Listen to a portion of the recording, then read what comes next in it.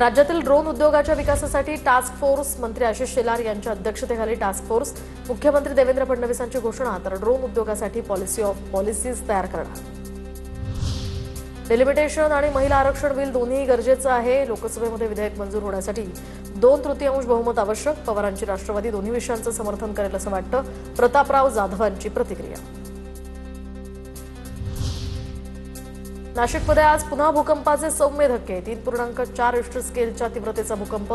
नागरिकांमध्ये भीतीचं वातावरण। प्रशासनाकडून सतर्क राहण्याचं आवाहन।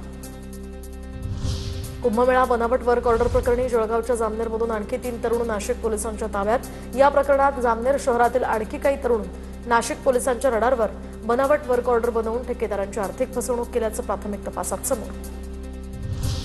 केंद्राकडून जनगणना 2027 साठी 40 प्रश्नांची अधिसूचना जारी। प्रश्नांमध्ये जात, धर्म, SC/ST संबंधित माहिती, मातृभाषा आणि शिक्षणाची माहिती घेतली जाणार। यासह कोविड लस कुठे घेतली याबद्दलही माहिती द्यावी लागणार। SIRच्या पुढील नियोजनासाठी आता भाजपकडून विशेष तयारी। मुख्यमंत्री फडणवीस, केंद्रीय महामंत्री तरुण चुग यासह प्रदेशाध्यक्ष रवींद्र चव्हाण यांच्यासह केंद्रातील नेत्यांच्या उपस्थितीमध्ये बैठक होणार। राज्यात विभागनिहाय 4 महत्त्वपूर्ण बैठकांचंही आयोजन करण्यात आलं। राज्यात 16 लाख दुबार मतदार असल्याचं समोर। विधानसभा मतदारसंघांच्या मतदार याद्यांची विशेष सखोल पडताळणी प्रक्रिया सुरू। निवडणूक अधिकारी कार्यालयाची ही माहिती। पुरंदरच्या कोळविहिरेमध्ये अत्याचार प्रकरणातील आरोपीला फाशीची शिक्षा द्या या मागणीसाठी ग्रामस्थांकडून मूक मोर्चा काढत घटनेचा निषेध तर हा खटला फास्ट ट्रॅक कोर्टात चालवण्याची ही मागणी। बीडमध्ये मयत विलास घुलेच्या नातेवाईकांनी बीड जिल्हाधिकारी कार्यालयासमोरचा रस्ता रोखला तर न्याय मिळत नसल्याचा आरोप करत महिला नातेवाईक आक्रमक। गेल्या 10 दिवसांपासून घुले कुटुंबियांचं आमरण उपोषण सुरू।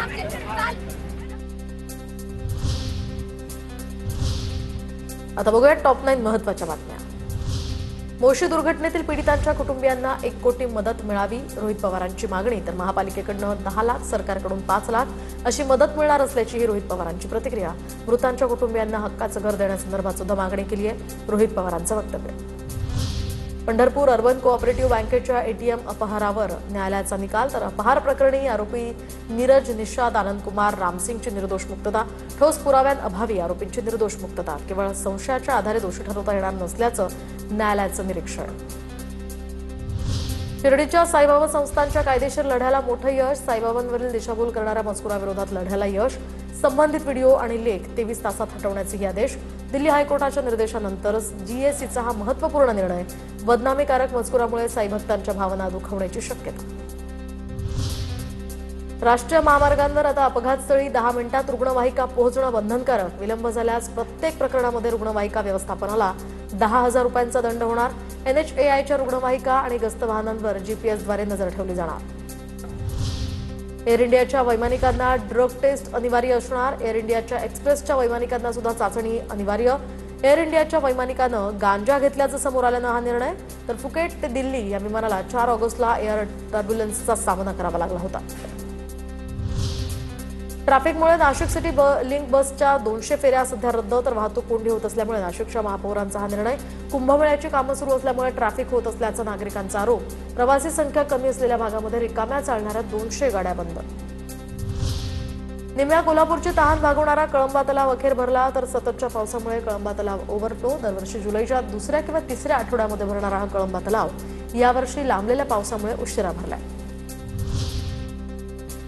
पुण्याच्या रस्त्यांवरील खड्ड्यांमुळे पुणेकर संतप्त। वारंवार मलमपट्टी करून करदात्यांच्या पैशांची उधळपट्टी थांबवत दोषी अधिकाऱ्यांवर कारवाई करावी पुणेकरांची मागणी। मालेगावात मेंढपाळांचं आंदोलन चिघळलं तर मोहपाडामधील वन जमिनीवरील अतिक्रमण हटाव मागणीसाठी मेंढ्यांसह वन कार्यालयामध्ये घुसण्याचा प्रयत्न। शहरातील कॅम्प रोड पूर्णपणे बंद।